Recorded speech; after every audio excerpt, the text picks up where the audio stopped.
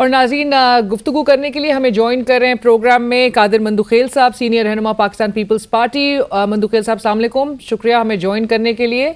और हमारे साथ प्रोग्राम में शरीक हैं आज़म चौधरी साहब, सीनियर सहाफ़ी, तज्ज़ियाकार और सदर लाहौर प्रेस क्लब। आज़म साहब अस्सलाम वालेकुम, आपका भी बहुत शुक्रिया हमें ज्वाइन करने के लिए। मंदुखेल साहब, गुफ्तगू का आगाज़ आपसे सर, ये जो सियासी जमातों के एक दूसरे के खिलाफ और बिलखसूस वो जमातें जो कि साबका हुकूमत का हिस्सा थी, मैं आपसे ये नहीं कहती कि आप पीडीएम का हिस्सा थे, आप पीडीएम का हिस्सा नहीं थी आपकी जमात, लेकिन साबका हुकूमती इत्तेहाद जो है वो इस तरह से बिखरते हुए दिखाई दे रहा है कि मौलाना फजल रहमान साहब तो अब ओपनली इल्ज़ाम आयद कर रहे हैं कि आपकी जमात ने फ़ायदा हासिल करने के लिए मरदमशुमारी की मंजूरी के लिए दस्तखत किए थे, और सियासी जमातों को यहाँ पर सिर्फ और सिर्फ वो कहते हैं कि इलेक्शन की पड़ी हुई है, वो ये नहीं देख रहे कि रियासत डूब रही है।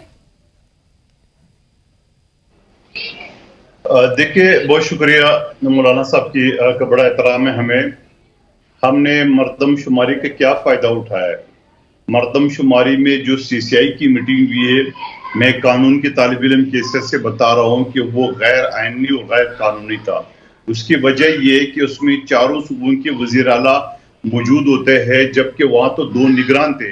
निगरान के पास कौन से इख्तियार है जो वो मरदमशुमारी के इख्तियार दे? नंबर 1 बात। मंदुखेल साहब, इसी पे सवाल कर लेने दीजिए, कता कलामी की माफी, लेकिन आपको इस बात पे एतराज था कि 2 वज़राए आला के टेकर सीएम्स थे और एतराज नहीं उठाया गया, उसके बावजूद भी आप लोग ने वोट किया इन फेवर।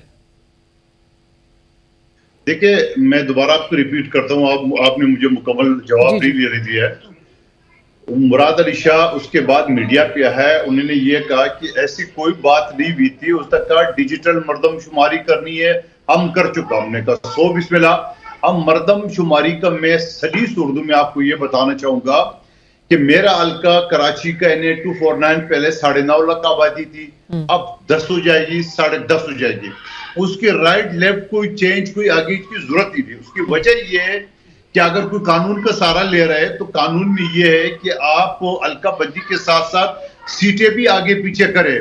न तो असेंबली है, 2/3 मेजॉरिटी है, नंबर 1। दूसरी बात यह कि इलेक्शन का हल्का बंदी क्या इतनी जरूरी है कि आइन का आर्टिकल 48 सब क्लास 1 जो सदर पाकिस्तान को इख्तियार देते हैं उसको हवा में उड़ा देते हैं। फिर अगला सवाल आपका यह होगा कि इलेक्शन कमीशन को 57 के तहत इख्तियारात दिए, बिल्कुल दिए। इलेक्शन कमीशन को 57 के तहत इख्तियारात दिए, मगर 48 अपनी जगह पे मौजूद है। 48 खत्म नहीं हो सकता है, ना खत्म हमने किया है। इसके अलावा अगर आप बात कर रहे हैं कि 2018 में जो हल्का बंदी हुई थी, 2018 के बाद 2021 में, यानी 1.5 साल पहले जो हल्का बंदी हुई थी, मैं खुद उसमें एप्लीकेंट था। हमारी बहस हो गई, आर्गुमेंट हो गए, फैसले आ गए। हल्का बंदी को उन्होंने 2018 से चेंज कर दिया है। आज उसी हल्का बंदी जो इलेक्शन कमीशन ने खुद 1.5 साल पहले किए थे उसको भी चेंज कर दिया है। तो इलेक्शन कमीशन क्या चाह रही है? 30 नवंबर आपने डिस्प्ले करने फाइनल लिस्ट है, और अगर मैं या मुझ समेत कोई और कैंडिडेट किसी भी पार्टी का वो मुतफिक नहीं हुआ तो उसने जाना है हाई कोर्ट, उसके बाद जाना है सुप्रीम कोर्ट।